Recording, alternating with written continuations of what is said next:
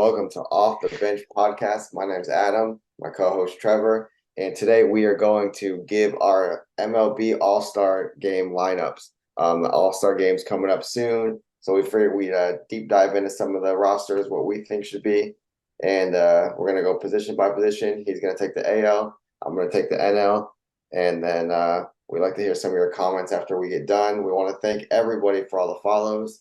It's been really cool to see all the support.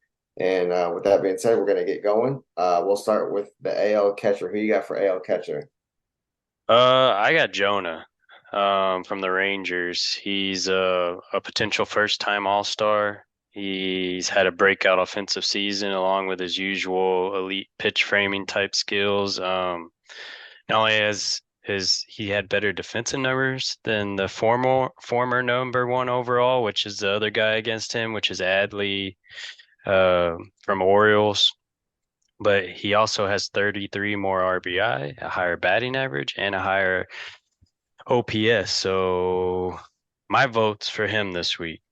Yeah, that's funny. Like great minds think alike. Because when I was looking at the AL, I was thinking about those two, and I went with Jonah too, just because of I was like, man, I didn't realize he has 55 RBIs. Dude's raking. Oh And yeah, he's killing it. for the I mean, NL, I went with Sean Murphy for the NL. The guy is just raking for the Braves. I mean, 388 on base percentage, 43 RBIs. I feel like every night he's getting a big hit. That lineup's sick. They're playing awesome. So I picked Sean Murphy. Will Smith is good as well, but I feel like Sean Murphy is definitely going to be the starter for the NL this year. yeah, and I'd say I mean, it could be argued, but he's probably the best defensive catcher in the game, honestly. Agree. Agree. Dude's amazing behind the place. Who you got first base for the AL? First base AL, I'm going with Yandy Diaz from the Rays. The Rays have been killing it too, but he's been pretty terrific. He's batting at 316. He's got about 12 home runs, 38 RBIs. This would, I believe, be his first All-Star game since for the first time, and he's at age 31. So I always love guys like that haven't got to do it, so they get to experience it. So I'm usually wanting to vote for them anyways, unless there's just something I have against them for their attitude or something. But I think he deserves the nod here. There's also Guerrero. Josh Naylor's been amazing this year as well. Of course he's not in the top two right now with how the votes are going, but I think he could have easily been up there as well. And there's a lot of other guys you can mention too, but yeah, Yandy Diaz, man, yeah, I think he's at the top no matter what in my eyes. I agree. This is why we each took one side because so far we'd have the same exact picks. I had Yanni Diaz written down too, and yeah, when I looked at it, I was like, man, he's got better numbers than Vlad. He's on base over 400. I mean, the guy's a walk machine. He's actually been like that for a few years for the Rays. Just been really under the radar, and now I think people are finally, like you said, at age 31, finally starting to recognize him. It's nice. I've gone to a few of their games, and he always produces every time. So. Oh yeah, I actually that's went to great. a 1-0 Astros. Hunter Brown shut out the Rays 1-0 this year. In Tampa. Yeah, it was an hour Nice. and 50 games. It's crazy. Nice. So for the NL, I was torn between this because I love Matt Olson. He is one of my favorite players. He is on both my fantasy teams. But then when I was really digging into the numbers, I couldn't deny Freddie Freeman. I just had to go with Freddie Freeman. The dude's at 317, 14 home runs, 42 extra base hits, got on base almost 400. So it was close, but given the batting average, almost 80 points higher than Olson. And Freeman's always got a good glove at first base. I mean, he's won Gold Gloves, and he's still doing it. Older he gets, he just keeps on producing. So I went with Freddie Freeman for first base. Yeah, I agree. That's who I had as my number one on the NL side too. Matt Olson, I mean, who replaced Freeman at the Braves. And he's actually Matt Olson, he's tied for I think the MLB lead with like 25 home runs, right? And like 60 RBIs. I mean, he's killing it. I mean, this is a tough one for sure. Um, Everybody loves Freddie Freeman though. Um, but I don't think there's any other players like Paul Goldschmidt. I mean, I like him a lot too, but he hasn't done as good as any of these guys for sure. So Yeah, I agree with that. Who do you got second base for the AL?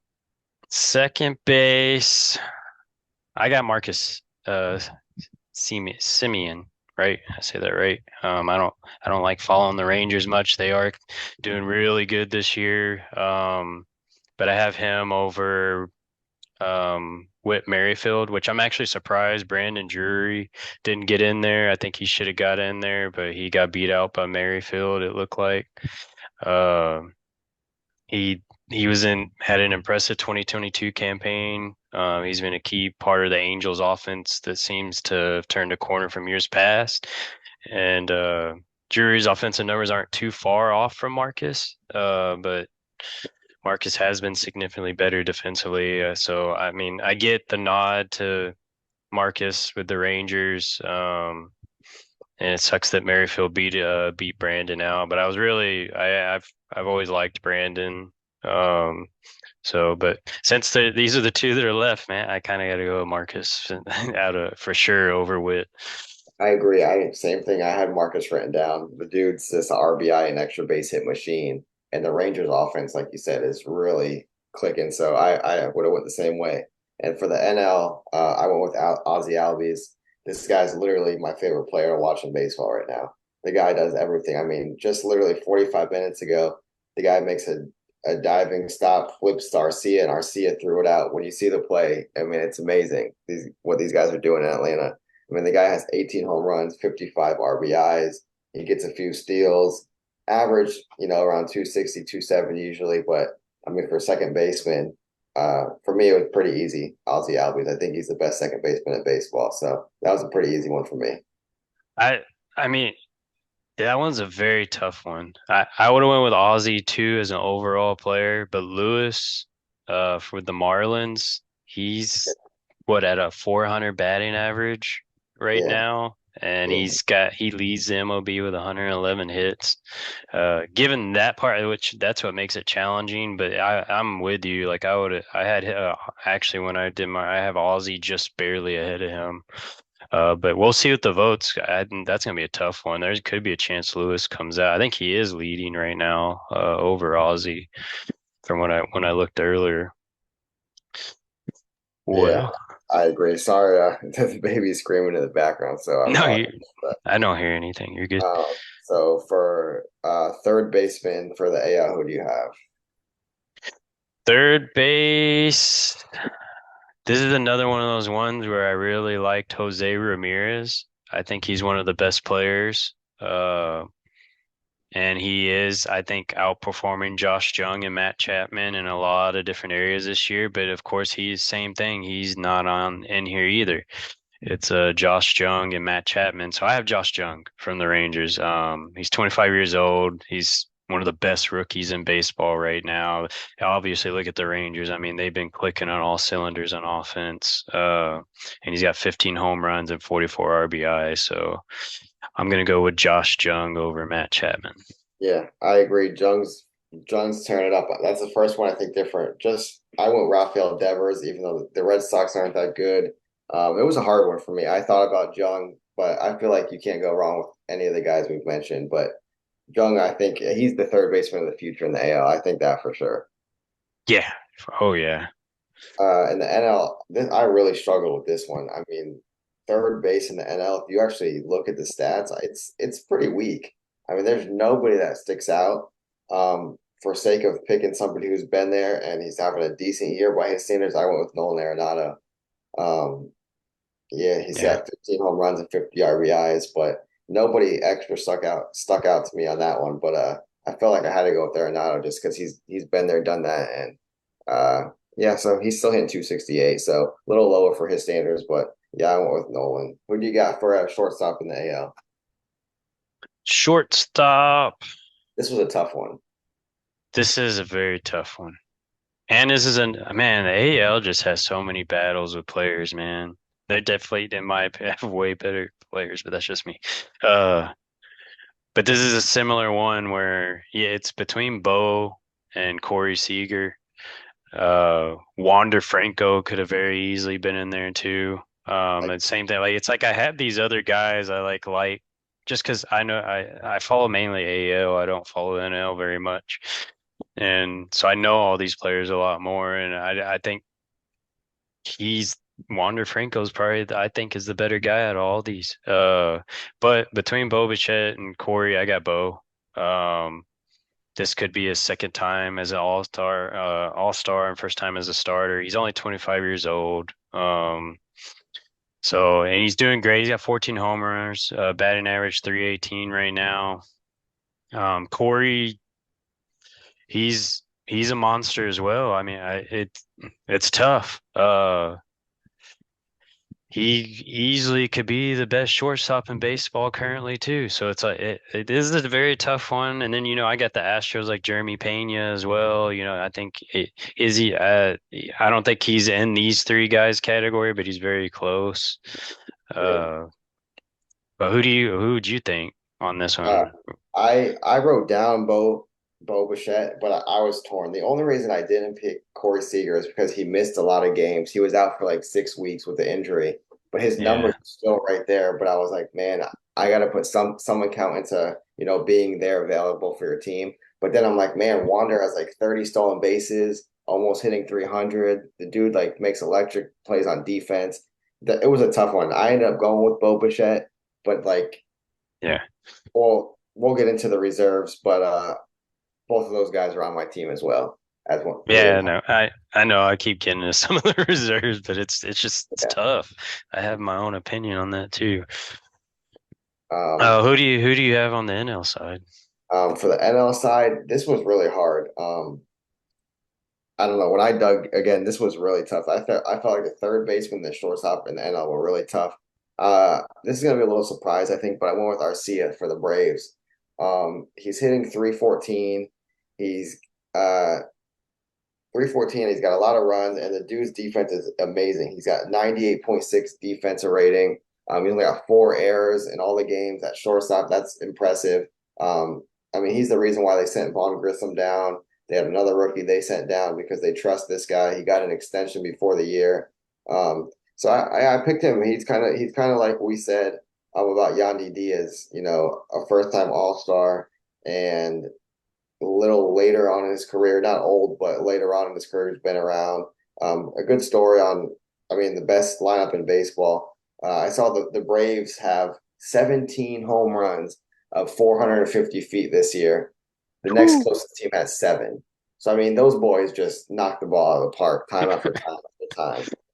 So, yeah, so we got 3 outfielders. So you go ahead and give your 3 outfielders, and then I'll go ahead and give my 3 outfielders. So what three did you go with for the AL?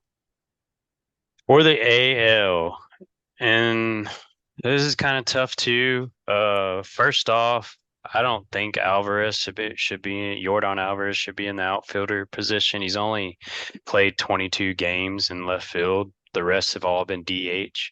Um, but they have him in outfield this year, and he could easily be the next in line on the DH as well with Shohei Ohtani. I'd have him ranked second as a DH on that. But I have some controversy there, but I'm gonna go with Randy, Yordan, and Mike Trout. Those would be my three. Uh, I feel like it was tough. There's a lot to choose from. I'll just really quick say who I had. I had Luis Robert. He's got 22 home runs for the White Sox. that's a good one Really too. breaking out this year.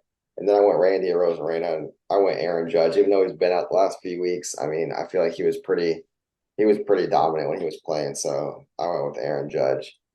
But I mean, Yeah, it he was did. out of Judge and Jordan. I'm being biased with it Yeah, all. yeah. I mean, That's why I Jordan, rolled Aaron Judge out. So I put Yordan in place of and, him. and that's the two I had going back and forth as my last one too. So I think it's fair. They both kind of missed time lately, so it's like it's hard to tell when the guys miss time. Yeah. I'm gonna give my 3 outfielders here for the NL. I Two of these are very easy. I mean, two of these was no doubters for me. The MVP of all of the NL right now would be Ronald Acuna. I mean, the guy is amazing. 328, 17 home runs, 49 RBIs, 35 stolen bases already. And the guy is just electric on defense. I mean, it's crazy. This guy is like he last year he struggled a little bit coming back from that torn ACL, but this year, I mean, he's just amazing.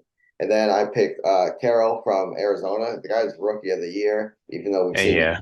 we've seen Dela Cruz come up for the Reds, but there's no way he's catching Carroll. Carroll is literally a top 10 player in baseball already, maybe. His numbers are very similar to Acuna already.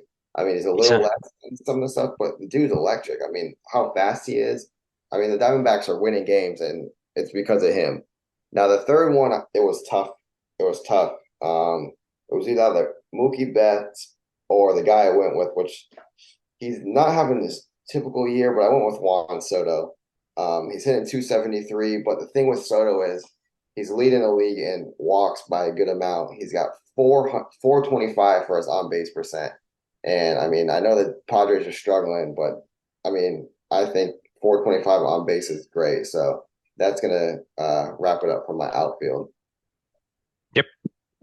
So how about we give our reserves and our pitching? We'll do on part two. We'll have a part two edition of the show. Does that work for you? Sounds good. Thank you guys for listening. Off the Bench podcast, and we'll see you guys next time.